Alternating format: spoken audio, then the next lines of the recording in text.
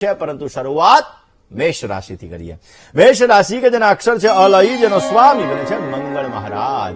મેષ રાશિવાળા જાતકો માટે સામાજિક કાર્યની અંદર આજે તમારી રુચિ વધતી જણાશે. આજના દિવસની અંદર વહીવટી કામકાજથી નુકસાનીનો ભોગ તમારે બનવું પડી શકે એમ છે. સ્નેહી મિત્રો સાથે મિલન મુલાકાત થાય, મુલાકાત તમારા માટે લાભદાયી રહેશે.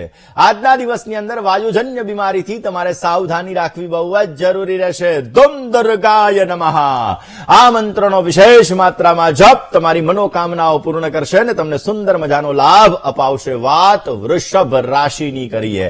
વૃષભના અક્ષર છે બહુ, જેનો સ્વામી બને છે શુક્ર મહારાજ.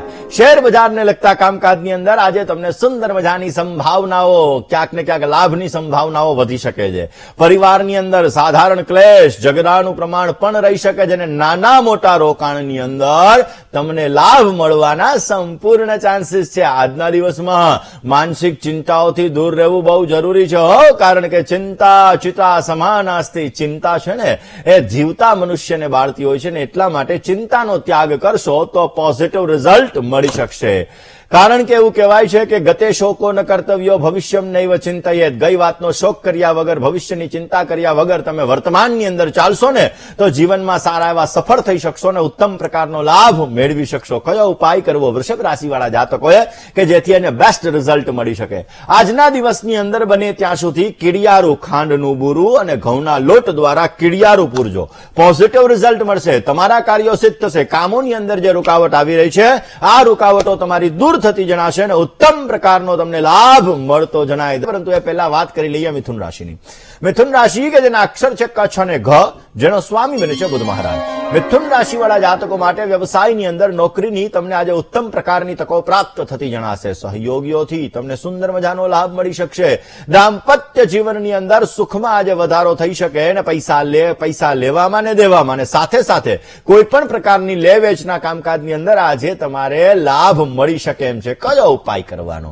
આજના દિવસની અંદર પોઝિટિવ રિઝલ્ટ પ્રાપ્ત થાય માટે ભગવાન ગણેશની આરાધના અવશ્ય કરજો. ગણપતિ મહારાજને ધ્રુવા કહેતા, ધ્રોકળ કહેતા ધરો અવશ્ય અર્પણ કરજો, જેથી સુંદર મજાનો લાભ મળી શકે. હવે વાત કરવી છે કર્ક રાશિની. કર્ક રાશિ કે જેના અક્ષર છે ડ અને હ, જેનો સ્વામી બને છે ચંદ્ર મહારાજ. વ્યવસાયને લગતા કામકાજની અંદર આવક વૃદ્ધિનું પ્રમાણ સવિશેષ માત્રામાં તમને જોવા મળી શકશે. મશીનરીને લગતા કામકાજની અંદર આજે સુંદર મજાનો ફાયદો તમને પ્રાપ્ત થતો જણાય. ભાગીદારી અને પાર્ટનરનો સહયોગ મળી શકે ને એના દ્વારા તમને સુંદર મજાની યાત્રાના યોગ પણ જણાઈ રહ્યા છે. પોઝિટિવ વિચારોથી સાથીઓનો તમને સુંદર મજાનો સહયોગ મળી શકશે. આજના દિવસની અંદર કર્ક રાશિવાળા જાતકોએ ભગવાન સૂર્યની આરાધના કરી ગાયત્રી મંત્રનો જપ વિશેષ માત્રામાં કરવો જોઈએ. ગાયત્રી મંત્રનો જપ કરવાથી આપને સુંદર મજાનો લાભ પ્રાપ્ત થતો જણાશે. પરંતુ વાત પહેલા સિંહ રાશિની કરીએ. સિંહ રાશિ કે જેના અક્ષર છે મ અને ટ, જેનો સ્વામી બને છે સૂર્ય મહારાજ. સિંહ રાશિવાળા જાતકો માટે વ્યવસાયની અંદર નવા કામ મળવાના સંપૂર્ણ ચાન્સીસ છે. આજે સાથી કર્મચારી અને સહયોગીઓનો સુંદર મજાનો તમને લાભ મળી શકશે. માતા અને પિતાના આશીર્વાદથી તમારા અધૂરા કામ અવશ્ય પરિપૂર્ણ થાય. દર્શક મિત્રો, જગતમાં 4 દેવ સૌથી મોટા છે. પહેલામાં આવેલા માતા, જન્મ આપનારીમાં એ સૌથી મોટામાં મોટા દેવ છે ને બીજા દેવ છે પિતા, જે આપણને દુનિયાદારી શીખવાડે છે પિતા. જીવનની અંદર જ્ઞાન આપે છે એ ગુરુ મહારાજ. ત્રીજા દેવ સૌથી મોટા ને ચોથા જેની તિથિ નક્કી નથી અને આપણા ઘરની અંદર આવી જાય ને અતિથિ કહેવામાં આવે. આ અતિથિ સૌથી મોટા આ દેવ. એટલે ક્યાંક ને ક્યાંક આ 4 દેવનું જો આપણે મહત્વ જાળવીએ, 4 દેવની આપણે ક્યાંક ને ક્યાંક જીવનની અંદર પૂજા કરીએ, આ 4 દેવને આપણે વ્યવસ્થિત રીતે સાચવીએ તો આપણા જીવનમાં આપણા અધૂરા કાર્ય પૂર્ણ થાય ને સારા લાભ મળતા જણાય. આજે તમે સ્વાસ્થ્ય બાબતે સાચવીને કામ કરશો તો અવશ્ય તમને સારો લાભ મળી શકે એમ છે. સિંહ રાશિવાળા જાતકોએ આજના દિવસની અંદર બને ત્યાં સુધી આદિત્ય હૃદય સ્તોત્રનો પાઠ કરી તમારા દિવસની શરૂઆત કરવી જોઈએ. પોઝિટિવ ફાયદો મળશે, સારો લાભ મળતો જણાય. વાત કરીએ કન્યા રાશિની. કન્યા રાશિ કે જેના અક્ષર છે પઠ અને હણ, જેનો સ્વામી બને છે બુધ મહારાજ. કન્યા રાશિવાળા જાતકો માટે કોઈ પણ પ્રકારની ઉધારી આજે ન કરવી તમારે બહુ જ જરૂરી રહેશે. આજના દિવસની અંદર બુદ્ધ ખાસ કરીને જોવા જઈએ તો પૈસા લેવામાં અને પૈસા દેવાની અંદર તમે સાવધાની રાખજો, નહીતર તમારે સમસ્યાઓ સર્જાશે, તકલીફ સર્જાશે અને ક્યાંક ને ક્યાંક તમારા જીવનની અંદર તકલીફોનું પ્રમાણ પણ રહેતું જણાશે. પૈસા લેવામાં અને પૈસા દેવામાં ધ્યાન રાખવાનું ને નાણાકીય બાબતે આજે સાચવીને ચાલવાનું. આજના દિવસમાં કોઈ મંગલ પ્રસંગના સારા સમાચાર મળી શકે, નજીકના સગા હોય, વાલા હોય, એનાથી થોડી ઘણી પરેશાની પણ રહેતી જણાશે. કયો ઉપાય કરવાનો છે? કન્યા રાશિવાળા જાતકોએ આજના દિવસની અંદર બને ત્યાં સુધી ભગવાન શિવની આરાધના અવશ્ય કરવી જોઈએ. ભગવાન સાંબ સદા શિવની પૂજા કરવાથી તમને સુંદર મજાનો લાભ મળશે, તમારા જીવનની અંદર સારો લાભ મળતો જણાય. દર્શક, પરંતુ એ પહેલા વાત કરી લઈએ તુલા રાશિની. તુલા રાશિ કે જેના અક્ષર છે જેનો સ્વામી બને છે શુક્ર મહારાજ. સ્વાસ્થ્ય બાબતે આજે તમારે સાવધાની રાખવી બહુ જરૂરી રહેશે. તમારા ચંચલ સ્વભાવને સરળ બનાવજો તો પોઝિટિવ રિઝલ્ટ મળશે.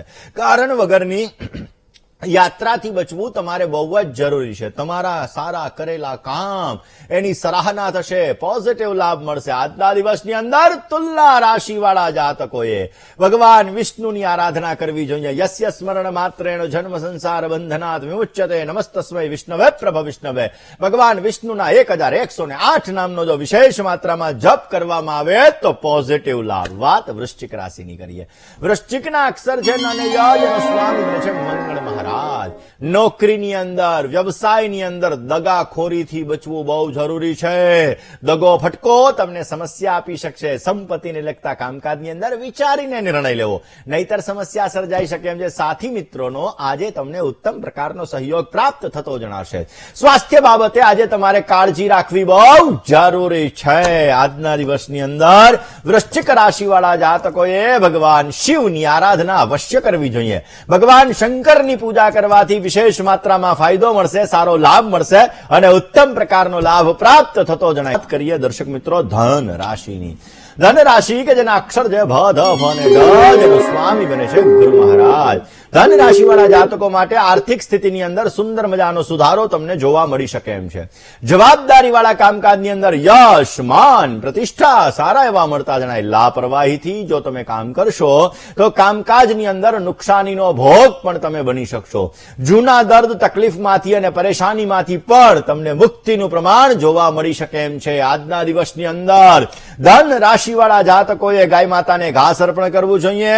ઓમ દમ દર્ગા નમઃ આ મંત્રનો તમારે જપ કરવો જોઈએ, પોઝિટિવ લાભ મળશે. વાત મકર રાશિની કરીએ. મકરના અક્ષર છે ખ ને જ, જેનો સ્વામી બને છે શનિ મહારાજ. સ્નેહી, સગા સ્નેહીજનોથી તમને સુંદર મજાનો સહયોગ, આર્થિક સહકાર તમને મળતો જણાય. કોઈ પણ જાતના રોકાણ માટે આજે સમય સારો નથી, માટે ધ્યાન રાખીને તમે આગળ વધજો. સાથીઓને મદદ કરવાથી તમારા મનની અંદર પ્રસન્નતા રહેશે, સારો લાભ મળશે.